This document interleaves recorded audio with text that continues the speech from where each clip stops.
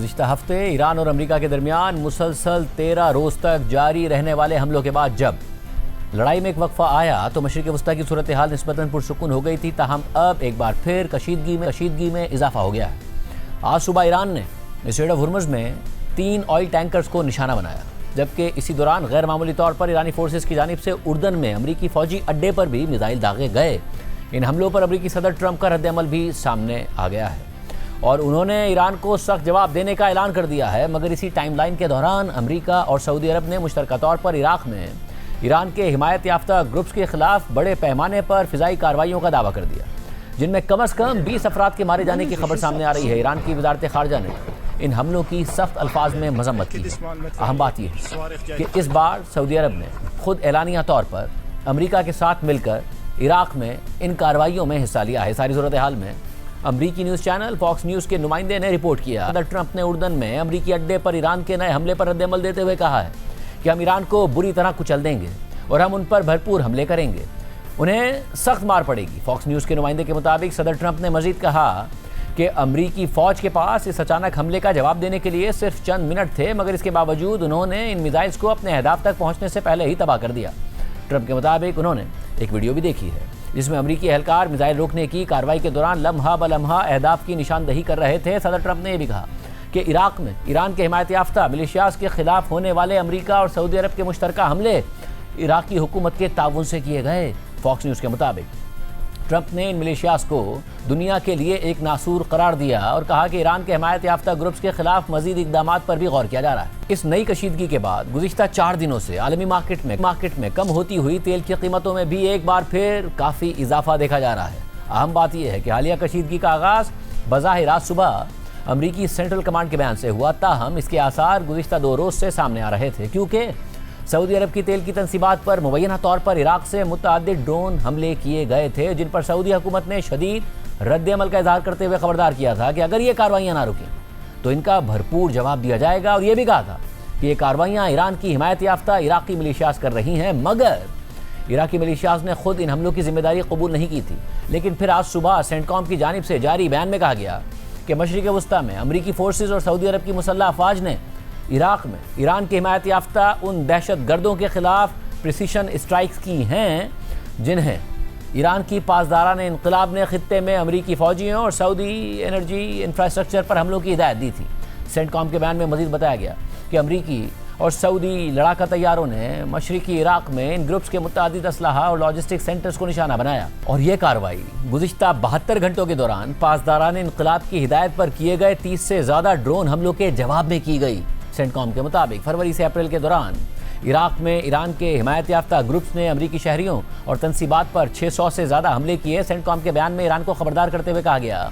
کہ پاسداران انقلاب کے حمایت یافتہ گروپس کو یہ حملے بند کرنے چاہیے، ورنہ امریکہ مزید فوجی کارروائی کرے گا۔ اس کے علاوہ سعودی وزارت خارجہ نے عراق میں امریکہ اور سعودی عرب کی مشترکہ کارروائیوں سے متعلق جاری اپنے بیان میں کہا ہے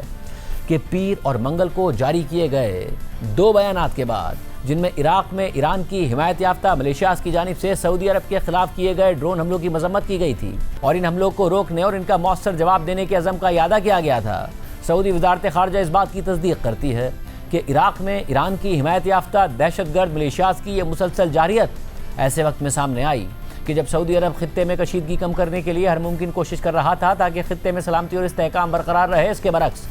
ایران کی حمایت یافتہ ملیشیاز نے لاپرواہی کا مظاہرہ کرتے ہوئے کشیدگی بڑھانے کا راستہ اختیار کیا، جو بین الاقوامی قانون کی کھلی خلاف ورزی، اسلامی اخوت کے تقاضوں کو نظر انداز کرنے کے مترادف اور ہمسائیگی کے اصولوں کی خلاف ورزی ہے۔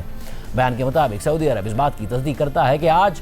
سعودی مسلح افواج نے امریکہ کی سینٹرل کمانڈ کے ساتھ مل کر عراق کے اندر مخصوص اہداف پر حملے کیے۔ یہ اہداف سعودی عرب کے خلاف کیے گئے حملوں میں استعمال ہوئے تھے۔ یہ کارروائی بین الاقوامی قانون کے تحت اقوام متحدہ کے چارٹر کے آرٹیکل 51 کے مطابق اپنے دفاع کے تسلیم شدہ حق استعمال کے تحت کی گئی۔ سعودی عرب ایک بار پھر واضح کرتا ہے کہ وہ کشیدگی نہیں چاہتا، تاہم اگر اس پر مزید کوئی حملہ کیا گیا تو وہ اپنی خود مختاری کے دفاع اور اپنے شہریوں اور قومی اثاثوں کے تحفظ کے لیے تمام ضروری اقدامات کرنے سے نہیں ہچکچائے گا۔ جبکہ ان حملوں کا نشانہ بننے والے ایران کے حمایت یافتہ عراقی گروپ پاپولر موبلائزیشن فورسز نے امریکہ اور سعودی عرب کے حملوں کی مذمت کی ہے اور کہا ہے کہ ان حملوں میں ان کے کم از کم 20 جنگجو مارے گئے ہیں اور 32 سے زائد زخمی ہوئے ہیں۔ اس کے علاوہ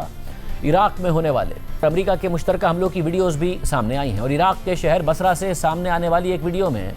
ایک مبینہ ٹارگٹ سائٹ پر حملے کے دوران متعدد دھماکوں اور فائرنگ کی آواز سنی جا سکتی ہے۔ واضح رہے کہ اس سے پہلے اپنے بیانات میں سعودی عرب نے کہا تھا کہ اس نے ایران کی حمایت یافتہ عراقی ملیشیاز کی جانب سے سعودی تیل کی تنصیبات پر داغے گئے کئی ڈرونز کو مار گرایا ہے۔ سعودی عرب نے اس حوالے سے جاری ایک بیان میں عراق کی حکومت سے مطالبہ بھی کیا کہ وہ سعودی سرزمین پر ہونے والے ایسے حملوں کے لیے اپنی سرزمین کو استعمال ہونے سے روکنے کے تمام ضروری اقدامات کرے۔ اہم بات یہ ہے کہ کسی عراقی ملیشیا نے ان حملوں کی ذمہ داری قبول نہیں کی، تاہم ایران کے حمایت یافتہ یمن کے حوثیوں نے یہ دعویٰ ضرور کر دیا کہ انہوں نے سعودی تیل کی تنصیبات پر حملہ کیا ہے۔ مگر عام بات یہ ہے کہ آج عراق میں سعودی عرب اور امریکہ کے مشترکہ حملوں سے کچھ ہی دیر پہلے ایران نے نہ صرف اسٹریٹ آف ہرمز میں 3 آئل ٹینکرز کو نشانہ بنایا بلکہ ایران کی جانب سے غیر معمولی طور پر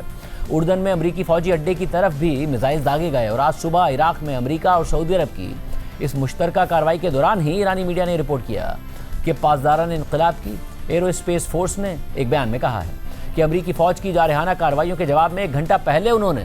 اردن میں امریکی فوج کے کمانڈ سینٹر اور فضائی اڈے کو کئی بیلسٹک میزائل سے نشانہ بنایا ہے۔ بیان میں مزید کہا گیا ہے کہ جب تک ایران کے خلاف دھمکیاں جاری رہیں گی اور ایران کے مفادات کے خلاف امریکہ کی غیر قانونی اور جارحانہ کارروائیاں بند نہیں ہوں گی تب تک مزاحمت بھی جاری رہے گی۔ جبکہ اسی دوران